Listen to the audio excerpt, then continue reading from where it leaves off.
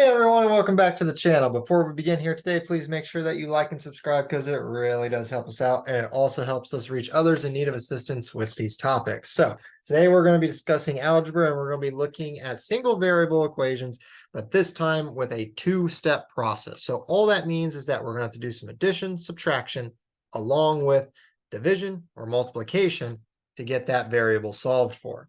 So we're going to be solving the three that are shown on the screen for the variable x, and then we're going to plug that value that we get for x back into the equation to see if we got it correct. All righty, so let's get going here. So number one, we have 3x minus 5 is equal to 16. So you always want to remove or isolate, I guess that would be the best way to say it. You want to isolate the variable on one side of the equation and move everything else to the other side of the equation. So because the 3 is attached to the x, we are going to move the 5 first. We're going to move everything that's not attached to the x first, and then finally move everything attached to the x last. So since we are minusing 5 on this side, we have to plus 5 to both sides to cancel on the left side, to move it to the right side. So what we have is 3x minus 5 plus 5 is equal to 16 plus 5, with these 5s canceling on the left, thus moving the 5 to the other side. Whenever you move a value to the other side, you want to do the opposite of what it is doing on the left side. So since it is subtracting on the left, we'll be adding it to the right. If it was multiplying on the left, we would divide it on the right. So what we have here is 3x is equal to 16 plus 5, which is 21. Now we are left with just this 3 attached to the x on the left side of the equation. So since it is being multiplied on the left side, that means we have to divide to get rid of it. So we're going to take 3 times x, and we're going to divide by 3, and we're going to do that to both sides. So the 3 and 3 will cancel with each other. And then essentially we have x is equal to 21 over 3, which is 7. So before we say that's our final answer, let's just plug that back into the original equation for x and see if it does equal 16. So 3 times 7 minus 5, well, that is 3 times 7 is 21. Minusing off 5, that does in fact give me 16. So my final answer is 7. Just remember, you want to isolate that variable, and whatever the numbers or operations are doing on the left side with the variable, do the opposite on the other side. Alrighty. So let's go and do number 2 here, and we'll do that in a different color. So number 2 is 7x plus 3 is equal to a minus 25. All right, once again, we are going to do the 7 last. The 3 has no variable attached to it, so we're going to move that to the right side first. So it is being added on the left, so that means we have to subtract 3 off from both sides to move it to the right side. So we're going to have 7x plus 3 minus 3 is equal to minus 25 minus 3. So these 3's will cancel. And we're left with 7x is equal to minus 25 minus 3, which gives us a minus 28. Well, now we need to move the 7 and have the x by itself. So since we are multiplying the 7 and the x, we have to divide by 7 on both sides to remove this 7 over here on the left. So dividing by 7 on the left gives me just x. And then we have x equals minus 28 divided by 7, which gives me a negative 4.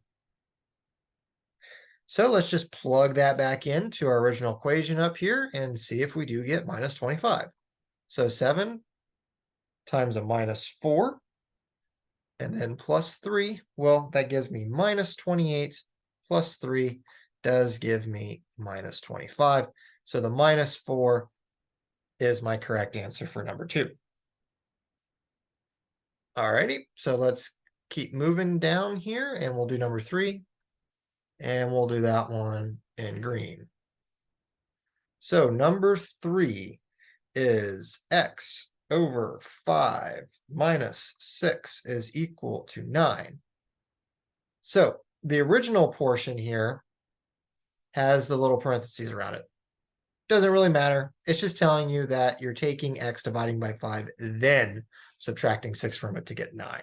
That's all that's saying. So if you write it like this, same difference, same difference.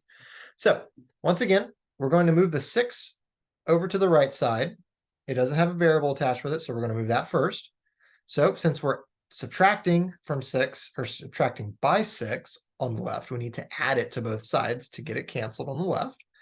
So let's go back to green. So we have x divided by 5 minus 6 plus 6 to remove it. And then you have to do the same to the other side, adding 6. So 6's will cancel. And we're left with x over 5 is equal to 9 plus 6, which gives me 15. So on this left side of the equation, I am dividing by 5. So I have to do the opposite of dividing, which is multiplying to get rid of that 5. Just like up here with the previous 2, we were multiplying and then we divided. This one we're dividing and we need to multiply. So what we're going to do is we're just going to multiply by 5 on each side. So this would be 15 times 5 then.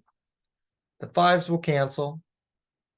And we are left with x equals 15 times 5, which gives me 75. So let's plug this back in and see if it works. So we have 75 over 5 minus 6. Well, that gives me 15 minus 6, which does give me 9. So my answer of x equals 75 is the correct one. So that's how you would solve for each of these variables using this two-step process where you have to use addition and subtraction, addition or subtraction along with multiplication or division. Now, when you get really good at these, you can go much faster. So this was kind of a long drawn out version. When you get really good at these, it just takes practice and time. That's just like everything in life. It just takes practice and time and going through this multiple times to get really good at it. You can get really fast at it. So example here, 3x minus 5. If you really want to see how fast you can be, well, 3x, adding 5 to both sides. Well, what does that give me? That gives me 3x equals 21. Dividing by 3 on each side, 21 divided by 3 gives me 7. You can do it in roughly about 2 steps there. If you want to go that fast, if you get that good at it, that's perfectly fine. But these processes showing in this video will show the long-winded method just to get you used to it. And once you get used to it, then you can switch over to the fast method. So I hope this video was helpful. And if you want to see more problem solve this variety, please check out other videos and channels we are trying to upload daily. Also, if you haven't done so already, please like this video, leave a positive comment below, and subscribe to the channel. Thank you for watching, and I hope you have a fantastic day.